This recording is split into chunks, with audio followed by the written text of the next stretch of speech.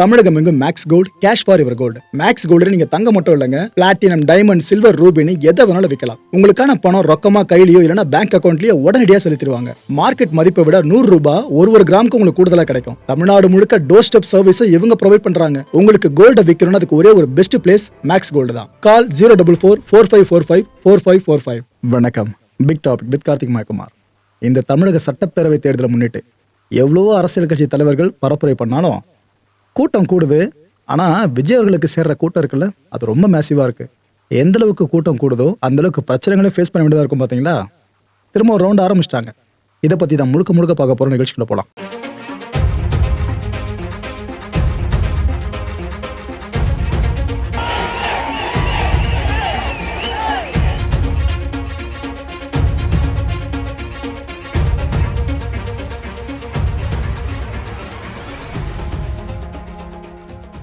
தவேகா, இந்த கட்சியோட தலைவர் விஜய் அவர்கள் ஒரு கூட்டத்தை அனௌன்ஸ் பண்றாங்க அப்படின்னாலே அதுக்கு அனுமதி கோர்றதுல இஷ்யூ வரும். அனுமதி கிடைச்ச பிற்பாடும் ஒரு சில இஷ்யூஸ் வரும். ஈவெண்ட் நடந்து முடிஞ்ச பிற்பாடு தான் பெரிய பெரிய இஷ்யூஸை பார்ப்போம். இத்தனை பேர் கீழே விழுந்துட்டாங்க, இத்தனை பேர் தண்ணி இல்லாமல் கஷ்டப்பட்டாங்க, இத்தனை பேர் ஹாஸ்பிட்டலில் சாதிதுன்னு தொடர்ந்து செய்திகளை கேட்டுட்டு இருப்போம். ஒரு கூட்டத்துக்கே அப்படின்னா தொடர்ந்து பரப்புரை களம் சார்ந்து விஜய் அவர்கள் பிரச்சாரம் மேற்கொண்டுட்டு இருக்காருல, ஒரு கூட்டமா கடந்து போறாருல, இதுக்கப்புறம் எவ்வளவு இஷ்யூஸை அவங்க ஃபேஸ் பண்ணவங்க யோசிச்சு பாருங்க. ஒரு சின்ன நியூஸ் நெகட்டிவா கிடைக்காதா, நாம ஊதி பெருசாக்குன்னு பல பேரும் காத்துக்கிட்டு இருக்காங்க. அப்பேற்பட்ட தருணத்துல இப்ப நடந்துட்டு இருக்க சில விஷயங்கள் இருக்கு, எல்லாத்துக்கும் அச்சாணி போட்ட மாதிரி இருக்கு. சரி, ஓகே, ரைட்டு, அதை பத்தி தொடர்ந்து பேசுவோம். பெரம்பூர்ல இந்த அளவுக்கு கிரௌடு கூட்டினாங்க. இதே அளவு கிரௌடு மற்ற இடங்கள்ல கூட மாட்டாங்கன்னு சில பேர் நினைச்சாங்களே விஜய் அவர்கள் போராட்டம் சார்ந்து. இந்த பாருங்க, திருச்சியில என்ன கிரௌடுன்னு சொல்லிட்டு பெரம்பூரா திருச்சியான்னு சந்தேகமா வந்துருச்சு பல பேருக்கும். அவ்வளோ கிரௌடு திருச்சியில விஜய் அவர்கள் வேட்புமனு தாக்கல் பண்ண வந்தாங்க பாத்தீங்கன்னா, அப்ப கூடுச்சு.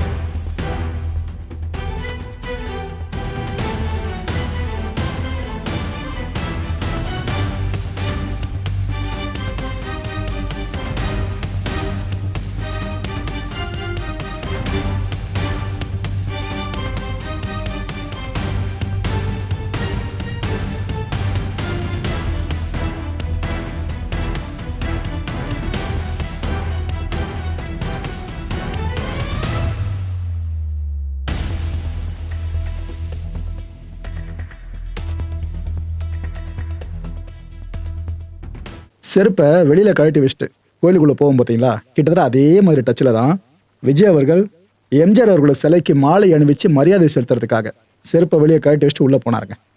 போனவர் மாலையை போட்டதுமே அங்க கூடி இருந்தவங்கெல்லாம் எழுப்பின முழக்கங்களை பார்க்கணுமே, அப்படி இருந்துச்சு.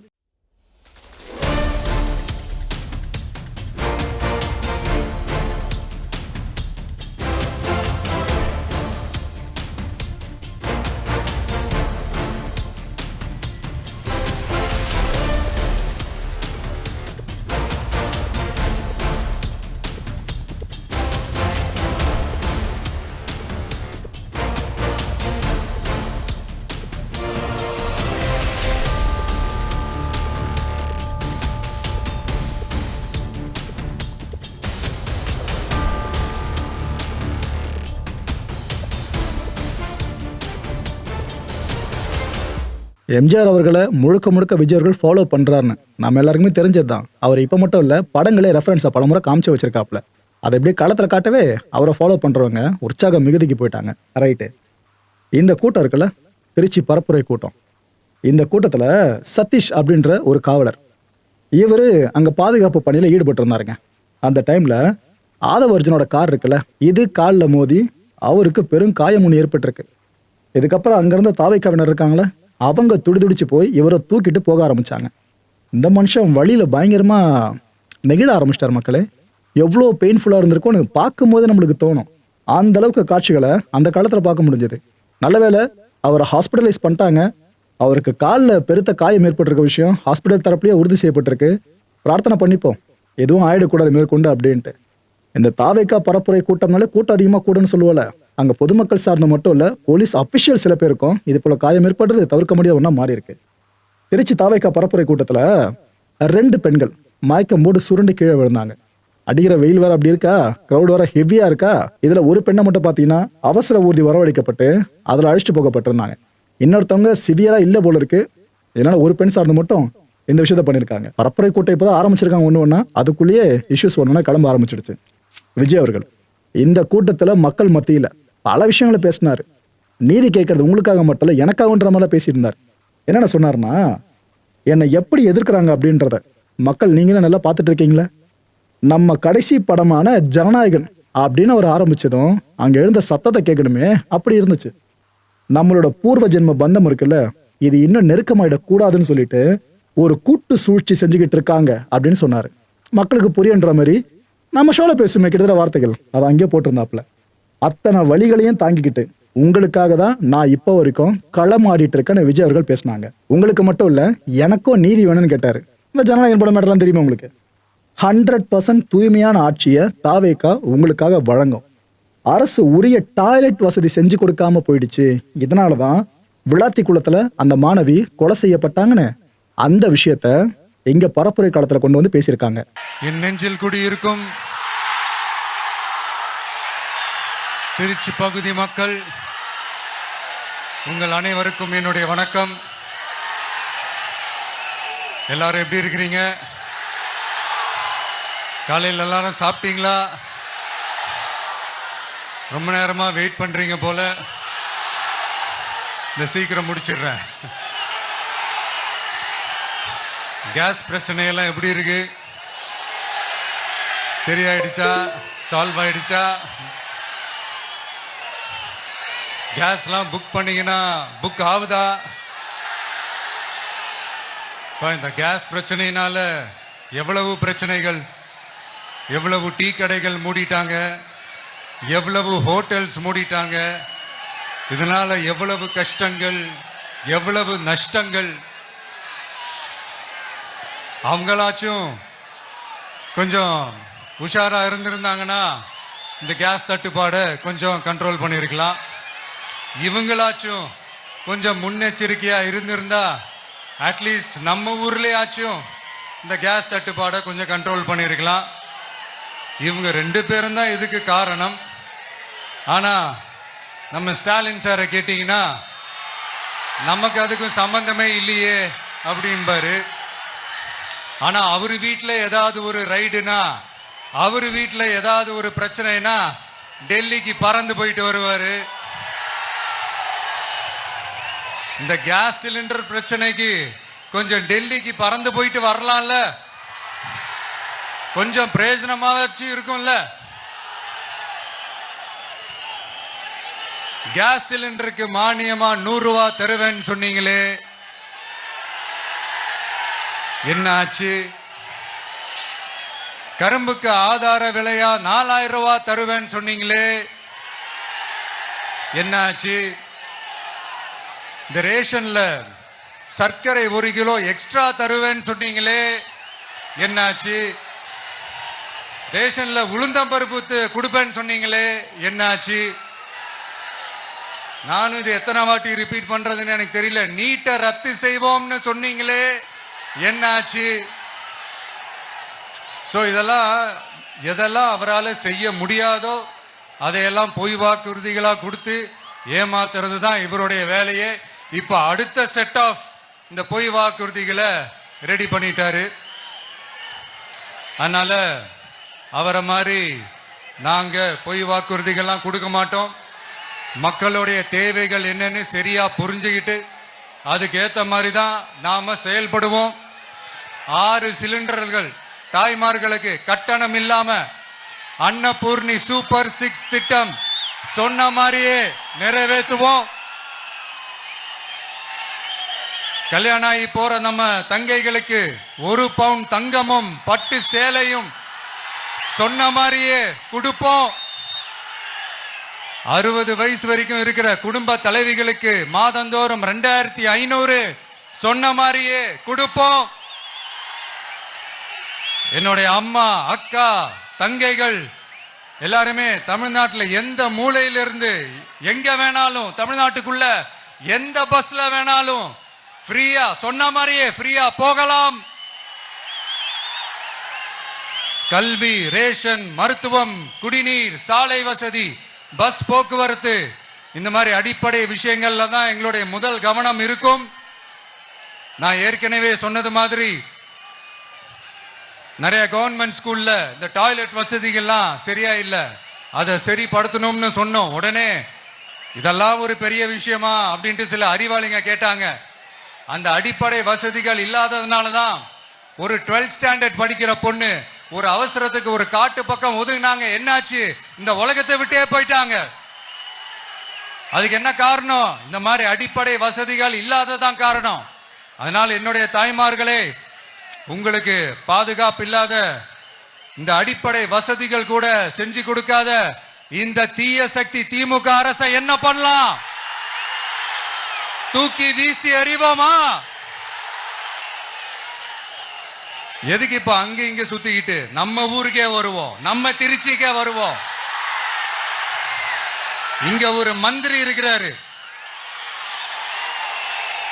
நகராட்சி துறையில வேலை வாங்கி தரதா சொல்லி கோடிக்கணக்கான பணத்தை லஞ்சமா வாங்கிக்கிட்டு தகுதியானவங்களுக்கு எல்லாம் வேலை வாய்ப்பு கிடைக்காத அளவுக்கு பண்ணிருக்கிறாரு. இதெல்லாம் எவ்வளவு பெரிய ஒரு ஏமாத்து வேலை. அதனால நம்ம தம்பி தங்கைகளே, உங்களுக்கு இந்த வேலை வாய்ப்பை பறிச்ச இந்த ஸ்டாலின் சார் சர்க்காரை என்ன பண்ணலாம்? தூக்கி வீசி எறிவோமா? உங்களுக்கு இந்த பாதுகாப்பு இல்லாத, சட்டம் ஒழுங்கு சரியில்லாத இந்த தீய சக்தி திமுக அரசை என்ன பண்ணலாம்? தூக்கி வீசி எறிவோமா? நகராட்சி துறையில மட்டுமே 1000 கோடிக்கு மேல ஊழல்னா அப்ப மத்த துறையில எல்லாம் கொஞ்சம் கணக்கு போட்டு பாருங்க, தலையெல்லாம் சுத்தி போயிடும். நான் கொஞ்ச நாளைக்கு முன்னாடி சொல்லியிருந்தேன், இந்த ஸ்டாலின் சார் டாக்ஸ் அப்படின்ட்டு, இந்த ஜிஎஸ்டி மாதிரி எஸ்எஸ்டி, அதை பத்தி அவங்க வாயை திறக்கலைங்க. என்னமோ அவங்களே ஒத்துக்கிட்ட மாதிரி இருக்குது. ஆமா, இப்படி ஒரு டாக்ஸ் இருக்குது அப்படின்னு அவங்களே ஒத்துக்கிட்ட மாதிரி ஆயிடுச்சு.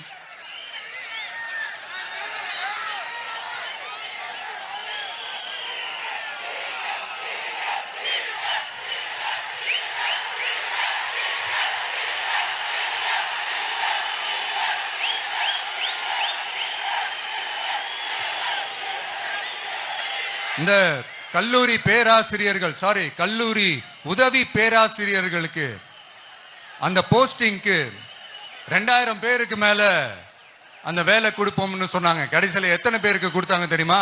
வெறும் 5 பேருக்கு. 2000 எங்க, 5 எங்க? அதனால இதெல்லாம் வெறும் அறிவிப்புகள் மட்டும்தான். இந்த மாதிரி லட்சக்கணக்கான காலி பணியிடங்களை நிரப்புவோம்னு சொன்னாங்க, அதுவும் என்ன ஆச்சுன்னு தெரியல.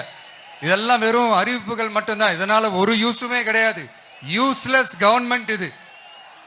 அது மாதிரி 100% ஒரு நியாயமான ஒரு ஆட்சியை நாம கொடுப்போம்ங்க. 100% நீங்க இந்த விஜய நம்பலாமுங்க. நீங்க நம்புறீங்கன்னு எனக்கு தெரியும். அதனாலதான் என்னுடைய சொந்த பந்தங்களாகிய உங்ககிட்ட எனக்கு அந்த உரிமை இருக்கு. எனக்கு ஒரு வாய்ப்பு கொடுங்க, எனக்கு ஒரு சான்ஸ் கொடுங்கன்னு உங்ககிட்ட கேட்காம வேற யாருக்கிட்ட நான் கேட்பேன்? அதனால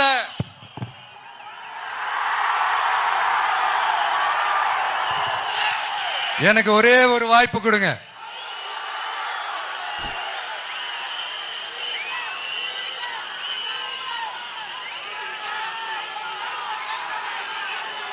இருந்தாலும் ரொம்ப முக்கியமா ஒன்ன நீங்க ஆழமா மனசுல வச்சுக்கணும். இந்த எலெக்ஷன்ல திமுக ஏலத்தில் எடுத்திருக்கிற கல்லாப்பெட்டி கூட்டணியோட சேர்ந்து, அப்புறம் நாம ஏற்கனவே சொன்னோமே அந்த மற்றும் பலர் கூட்டணின்னு ஒண்ணு இருக்குல்ல, அவங்களோடும் கள்ள கூட்டணி போட்டுக்கிட்டு எல்லாரும் முன்னா சேர்ந்துகிட்டு நம்மள உங்க விஜய எப்படியெல்லாம் எதிர்க்கிறாங்கன்னு நான் சொல்லிதான் உங்களுக்கு தெரியணும்னு அவசியம் இல்லை. இந்த கரூர் நிகழ்ச்சி சூழ்ச்சின்னு பலர் சொல்றது மாதிரி நம்ம கடைசி படமான ஜனநாயகன், அதான் நம்ம மனசுக்கு நெருக்கமான உங்க எல்லாரோடும் நமக்கு இருக்கிற பூர்வ ஜென்ம பந்தத்தை இன்னமும் எங்க இறுக்கமா மாத்திடுமோன்னு, எங்க அது இந்த தேர்தலில் நமக்கு மிகப்பெரிய ஆயுதமா மாறிடுமோன்னு ஒரு கூட்டு சூழ்ச்சி, அதோட இன்னும் பல பல சூழ்ச்சிகள். அதனால உங்க மகன், உங்க அண்ணன், உங்க தம்பி, உங்க விஜய் கேட்கிறேன், உங்களுக்காக நீதி கேட்க வந்த எனக்கும் சேர்த்துதான் நீதி வேண்டும். அவங்க கொள்ளையடிக்க இதுவரைக்கும் எப்படி உங்களை ஏமாத்திட்டு இருக்காங்க தெரியுமா? இந்த காங்கிரஸ்ல இருக்கிற சிலரை பணப்பையில போட்டுக்கிட்டு சிறுபான்மை மக்களை ஏமாத்த ஒரு நேரடி பாதி கதர் கூட்டணி, அப்புறம் இந்த மற்றும் பலர் கூட்டணின்னு ஒண்ணு இருக்குல்ல, அதோட டெல்லி ஓனரோட ஒரு கொள்ளைப்புற கள்ள கூட்டணி, அதாவது பாதி காவி கூட்டணி. கொள்கைன்னு ஏமாத்துறாங்க. அதனால இந்த திமுகவையும் நம்பாதீங்க, இந்த பாஜகவையும் நம்பாதீங்க. ரெண்டு பேரும் வேற வேற கூட்டணி எல்லாம் கிடையாது, ஒரே கூட்டணி தான். ரெண்டு பேரையும் நம்பாதீங்க. இதுல எந்த டவுட்டும் உங்களுக்கு வேணாம். நீங்க திமுகவுக்கு ஓட்டு போட்டாலும் சரி, அந்த மற்றும் பலருக்கு நீங்க ஓட்டு போட்டாலும் சரி, நீங்க யாருக்கு ஓட்டு போடுறதுக்கு சமம்னு நீங்களே புரிஞ்சுக்கோங்க. அதனால இந்த வரப்போற தேர்தல்ல டிவிகேக்கு உங்க சப்போர்ட்டியை கொடுங்க. இன்னும் பல வருஷத்துக்கு தமிழ்நாடு சூப்பரா இருக்கும். அப்புறம் நான் ஒரு விஷயத்த திருப்பி ரிப்பீட் பண்றேன்னு சொல்லி யாரும் தவறா எடுத்துக்க வேணாம். ஏன்னா அது என்னுடைய கடமை. ஒவ்வொரு ஊருக்கும் போய் அதை நான் ரிப்பீட் சொல்லியே ஆகணும். ஏப்ரல் 23 சும்மா காலங்காத்தால பக்காவா ரெடி ஆயிட்டு ஓட்டர் ஐடி கார்டை கையில எடுத்துக்கிட்டு முதல்ல பூத்துல போய் நின்னு அந்த விசில் சின்னத்துக்கு நேரா இருக்கிற அந்த பட்டனை ஒரு அழுத்துங்க. உங்க வீட்டுல இருக்கிற ஒவ்வொருத்தரையும் அழைச்சிட்டு போங்க. சப்போஸ் வெளியூர்ல இருந்து இங்க திருச்சியில இருக்கீங்கன்னா, என்னடா ஊருக்கு போய் ஓட்டு போடணுமேன்ட்டு அசால்ட்டா விட்டுறாதீங்க. இப்பவே அட்வான்ஸ் அவங்களுடைய டிக்கெட்டை புக் பண்ணுங்க. இது ஒரு தலைமுறைக்கான ஒரு தேர்தல், உங்களுக்கான தேர்தல். எவ்வளவு பெரிய வசதியான வாழ்க்கையா இருந்தாலும் எல்லாத்தையும் உதறி தள்ளிட்டு உங்களுக்காக மட்டுமே வந்திருக்கிறேன். உங்களுக்காக நன்றி கடன் செலுத்துறதுக்காக மட்டுமே வந்திருக்கிறேன். அத்தனை வழிகளையும் தாங்கிக்கிட்டு உங்களுக்காக மட்டுமே வந்திருக்கிறேன். ஒரு நாளும் பொய் சொல்லி உங்களை நான் ஏமாத்த மாட்டேன். இந்த 4 முனை போட்டி 40 முனை போட்டின்னு எத்தனை முனை போட்டின்னு வந்தாலும் இங்க 2 முனை போட்டி மட்டும்தான். ஒன்னு டிவிகே, இன்னொன்னு டிஎம்கே. மக்கள் விரோத ஆட்சி நடத்துற ஸ்டாலின் சார் வேணுமா, மக்களை நேசிக்கிற விஜய் வேணுமா? அவ்வளவுதான் இந்த தேர்தலே. அதனால உங்க விஜய்க்கு, உங்க அண்ணனுக்கு, உங்க தம்பிக்கு, உங்க பிள்ளைக்கு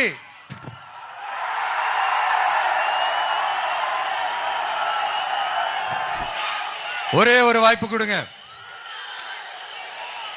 தயவு செஞ்சு விசில் சின்னத்துக்கு ஓட்டு போடுங்க. இது ஒரு விசில் புரட்சி தேர்தலா இருக்கணும். இங்க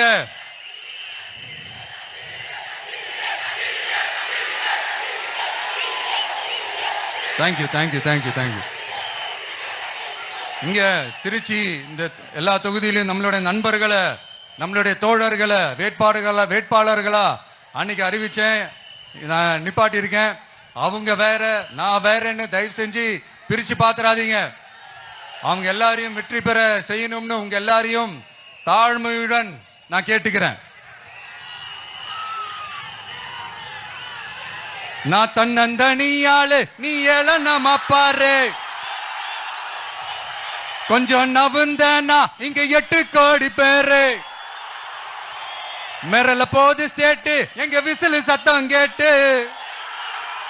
நல்லவங்க வாழ நீ விசிலு கடி ஓட்ட. கடைசி நம்பிக்கை மக்களை தேடி வருது. அதை இறுக்கி புடிச்சு ஒரு வரலாறு எழுது. உங்க விஜய் நான் வர. விசில் அடிக்க ரெடியா?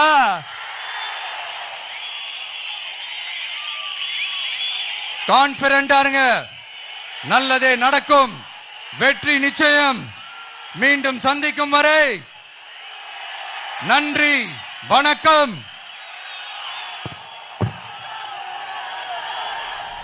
மக்களே, இந்த கான்டென்ட்டை பொறுத்த வரைக்கும் மனசுல ஒரே ஒரு வினா இருக்கு. முடிஞ்ச அதுக்கான பதில்களை கீழே கமெண்ட் செக்ஷன்ல கமெண்ட் லீவ் பண்ணுங்க.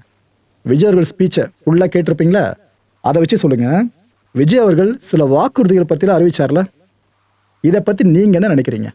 இதெல்லாம் சாத்தியமுள்ள வாக்குறுதிகள் தான் நீங்க நினைக்கிறீங்களா? இல்லனா ப்ரோ இந்த டைம்ல சாத்தியம் இல்ல, இந்த வாரனால இதுக்கப்புறம் முடிஞ்சன சாத்தியன்ற மாதிரி நீங்க நினைக்கிறீங்களா? அடுத்த நிகழ்ச்சியை சந்திக்கலாம். நன்றி, வணக்கம். தமிழகம் எங்கும் Max Gold, cash for your gold. Max Gold நீங்க தங்க மட்டும் இல்லைங்க, பிளாட்டினம், டைமண்ட், சில்வர், ரூபினி எதை வேணாலும் விற்கலாம். உங்களுக்கான பணம் ரொக்கமா கையிலயோ இல்லைன்னா பேங்க் அக்கௌண்ட்லயோ உடனடியாக செலுத்திடுவாங்க. மார்க்கெட் மதிப்பை விட 100 ரூபாய் ஒரு கிராமுக்கு உங்களுக்கு கூடுதலா கிடைக்கும். தமிழ்நாடு முழுக்க டோர் ஸ்டெப் சர்வீஸை இவங்க ப்ரொவைட் பண்றாங்க. உங்களுக்கு கோல்ட விற்கணும்னு அதுக்கு ஒரே ஒரு பெஸ்ட் பிளேஸ் மேக்ஸ் கோல்டு தான். கால் 04445454545. என் அன்பார்ந்த மாயம் ஸ்டுடியோஸ் நேயர்களே, மாயம் பக்தின்னு ஆன்மீகத்துக்காக பிரத்யேகமா ஒரு சேனலை கொண்டு வந்திருக்கோம். மறக்காம சப்ஸ்கிரைப் பண்ணி அந்த சேனலுக்கு உங்களோட ஆதரவை மனப்பூர்வமா தெரிவிங்க. வணக்கம் மாயம் ஸ்டுடியோஸ் நண்பர்களே. மாயம் ட்ரெண்ட்ஸ் அப்படின்ற ஒரு புதிய ஃபேஸ்புக் பேஜை ஓப்பன் பண்ணியிருக்கோம். நீங்கள் யூடியூப்பில் பார்த்துட்டு இருக்கீங்களா நம்மளோட கான்டென்ட்ஸ்லாம், இதெல்லாம் விட ஒரு படி மேலே ரொம்ப கிறிஸ்பாகவும் ரொம்ப சூப்பராகவும் நிறைய கான்டென்ட்ஸ் உங்களுக்கு இந்த பேஜில் காத்துட்ருக்குங்க. ஸோ உடனடியாக ஃபேஸ்புக் பிளாட்ஃபார்ம் போங்க, மாயம் ட்ரெண்ட்ஸ்னு டைப் பண்ணி சர்ச் பண்ணி நம்ம பேஜை ஃபாலோ பண்ணுங்கள். அப்படியே நம்ம சேனலையும் நீங்கள் சப்ஸ்கிரைப் பண்ணிட்டீங்க அப்படின்னா இன்னும் நிறைய புது புது கான்டென்ட்ஸை உங்களுக்காக ப்ரொடியூஸ் பண்ணி கொடுத்துக்கிட்டே இருப்பாங்க. நீங்கள் பண்ணுற ஒவ்வொரு சப்ஸ்கிரிப்ஷனும் எங்களுக்கு பெரிய மோட்டிவேஷனாக அமையும்.